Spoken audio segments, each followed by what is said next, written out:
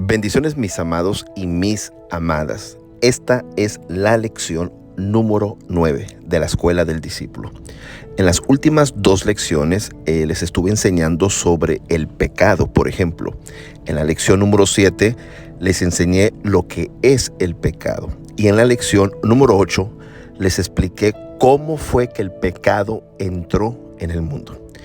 Pero en esta lección número 9 estaremos hablando sobre el plan. Así es, estaremos hablando sobre el plan que Dios tenía de enviar a un Salvador a este mundo para salvarnos de la condenación del pecado. Mis amados, Dios es omnisciente. Lo repito, Dios es omnisciente. Dios ya sabía desde antes que Adán y Eva pecaran, que ellos lo iban a desobedecer comiendo el fruto prohibido. Dios ya lo sabía. Y fue por eso que Dios, por amor y por su gracia, lo repito, por amor y por su gracia, organizó y estableció un plan para salvarnos de la condenación del pecado. Este plan de salvación, Dios lo estableció antes de la creación del mundo. Así es, mis amados, escucharon bien.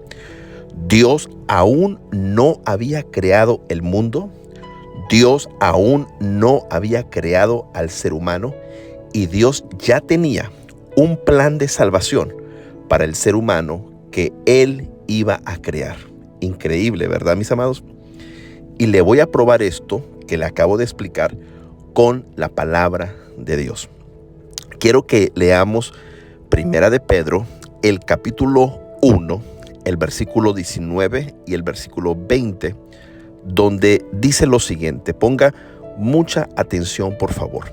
Dice: sino con la sangre preciosa de Cristo, como de un cordero sin mancha y sin contaminación, ya destinado desde antes de la fundación del mundo, pero manifestado en los postreros tiempos por amor de vosotros.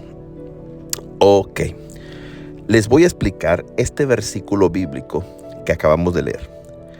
Estos 2 versículos bíblicos dicen muy claramente que Cristo ya estaba destinado, lo repito, dice muy claramente que Cristo ya estaba destinado desde antes de la fundación del mundo para derramar su sangre, que significa para morir como un cordero sin mancha y sin contaminación. Pero el versículo 20 explica de que esto iba a manifestarse, o en otras palabras, esto iba a suceder en los postreros días. Pero lo que me toca y me derrite el corazón, mis amados hijos e hijas, son las últimas palabras del versículo 20, donde dice que todo este plan de salvación, Dios lo organizó por amor de vosotros. En otras palabras, por amor a ti y por amor a mí. Mis amados, este Salvador es el Hijo de Dios. Lo repito, este Salvador es el Hijo de Dios. En Juan capítulo 3, el versículo 16, dice lo siguiente: porque de tal manera amó Dios al mundo, que ha dado a su Hijo unigénito, para que todo aquel que en Él cree no se pierda, mas tenga vida eterna. ¿Lo vio? El plan de salvación que Dios organizó desde antes de la fundación del mundo fue una expresión, así es, fue una manifestación del amor que Dios ya tenía por nosotros desde antes que existiéramos físicamente.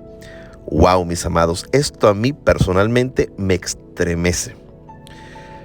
Ok, el plan de salvación consistía en que Dios iba a enviar a su Hijo al mundo para salvarnos de la condenación del pecado. Pero hay un punto importante que no podemos ignorar. Mis amados, la Biblia nos dice que el Hijo de Dios voluntariamente, así es, voluntariamente, se ofreció a sí mismo para morir por nuestros pecados y de esta manera salvarnos de la condenación del pecado. Dios no obligó a su Hijo. Lo repito, quiero ser claro. Dios no obligó a su Hijo a que participara en el plan de salvación para la humanidad. No, mis amados. El Hijo de Dios se ofreció voluntariamente para morir por nuestros pecados y se lo voy a probar con las Sagradas Escrituras. Quiero que leamos Juan capítulo 10, el versículo 18, donde dice lo siguiente: nadie me la quita, sino que yo de mí mismo la pongo. Tengo poder para ponerla y tengo poder para volverla a tomar. Este mandamiento recibí de mi Padre. ¿Lo vistes? Nuestro Señor Jesucristo dijo que a Él nadie le puede quitar la vida. O sea, en otras palabras, nadie lo puede matar, sino que Él mismo ofreció su vida por nosotros.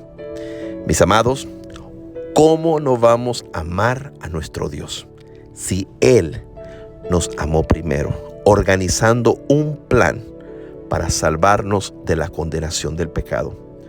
Quiero concluir esta lección leyendo Primera de Juan, capítulo 4, versículo 19, donde dice: nosotros le amamos a Él porque Él nos amó primero.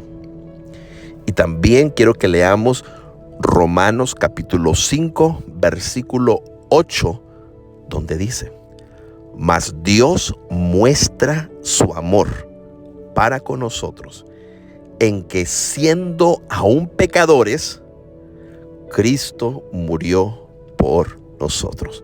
¿Cuántos pueden decir un fuerte amén?